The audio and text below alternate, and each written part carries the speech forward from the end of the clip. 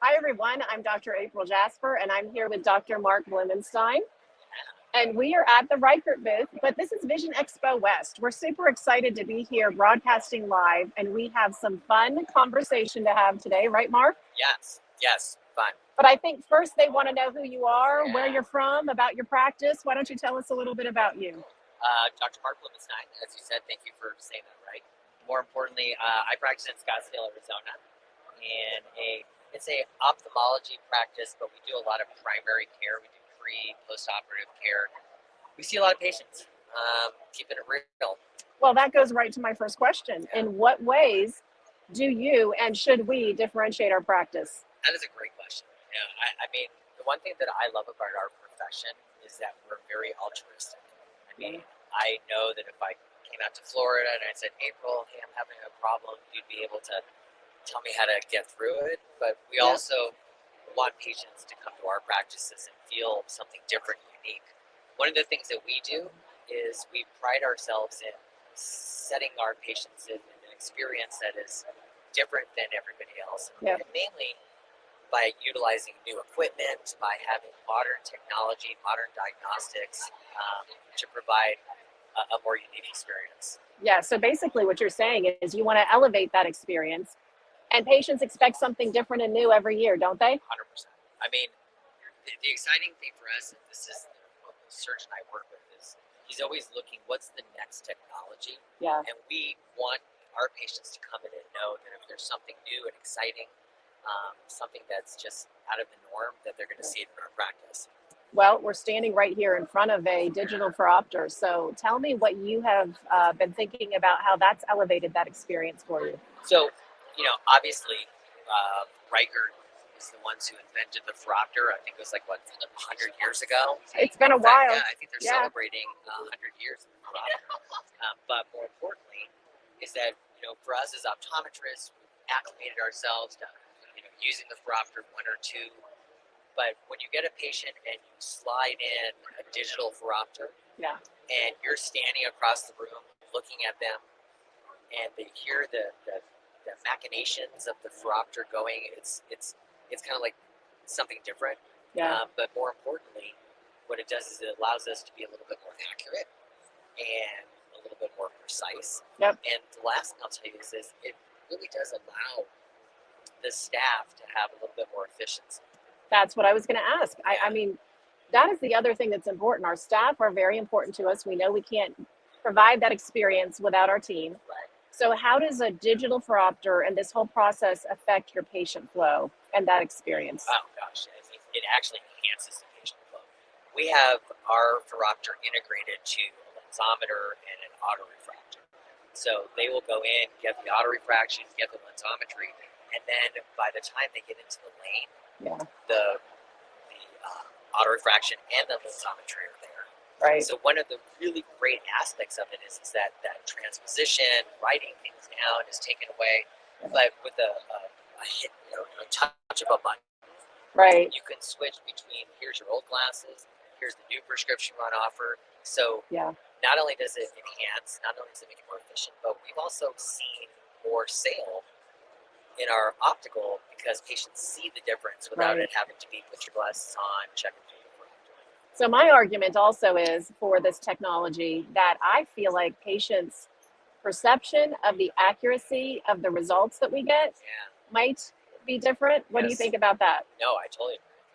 I mean, it's you're saying from the phoropter versus the digital phoropter. Right, exactly. I mean, there's this perception that when it's automated or when it's somehow through a computer, it's got to be better than just one or two, which is still fun.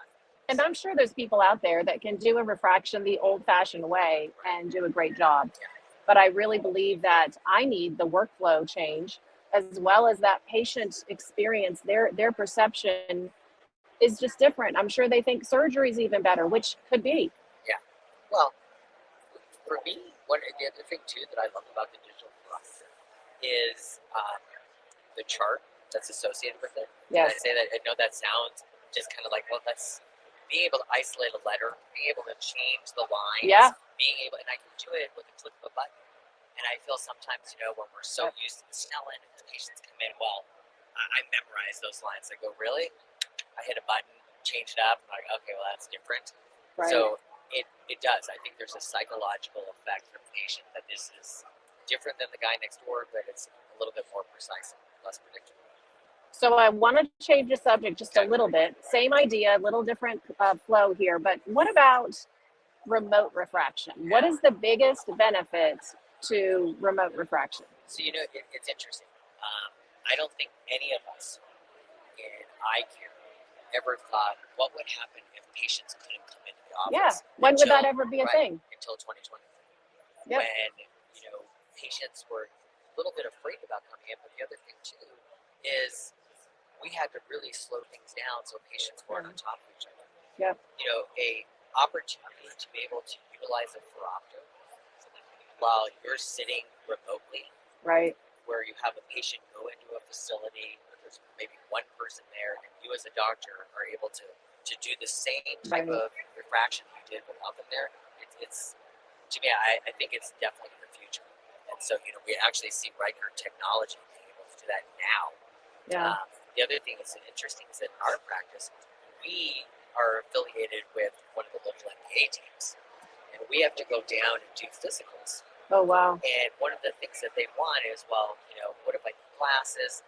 And so being able to have that in their facility without us actually having to be there, we can do it digitally. That's a great point. So, oh, wow. I love that. Well, you mentioned that it's the 100th year anniversary of the phoropter, and Reichert is the one that made it all happen. Thank you, Reichert. I know, exactly. What's the importance of this milestone? For me, Yeah. it's the fact that I don't have to pull out my trial lens set.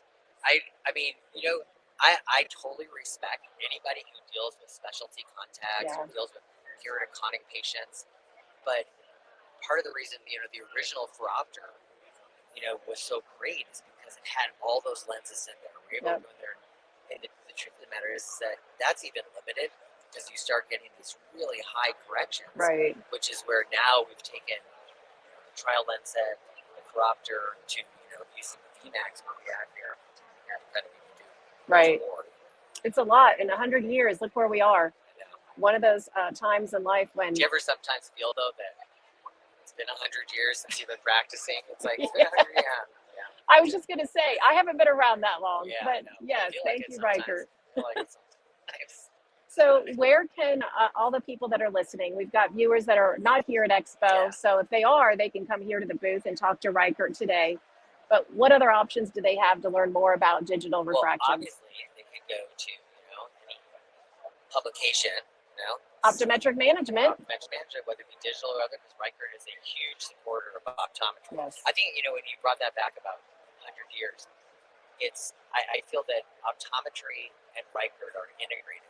Yeah. I mean, it's almost like that 100 years is celebrating us as a profession because vision is so important to what we do, and the phoropter is so important to how we get to that. Yeah. But Reichert.com would be another great place to go if you go find it in optometric management. So, Mark, any parting words for our viewers today? My only parting word is, is that we're managing patients differently than we did before. Yes. And I think that if you're in a practice, that maybe once a year, just say to yourself, what can I do to enhance my practice to make the management of my patients easier but more advanced? I love it. Thank you all for listening. Thank you, Mark, for being here with me. And of course, we both are thanking Reichert for all they've done for optometry, and we want to celebrate with them 100 years of the phoropter. And let's hope we can do this again another 100 years. Exactly. Who knows?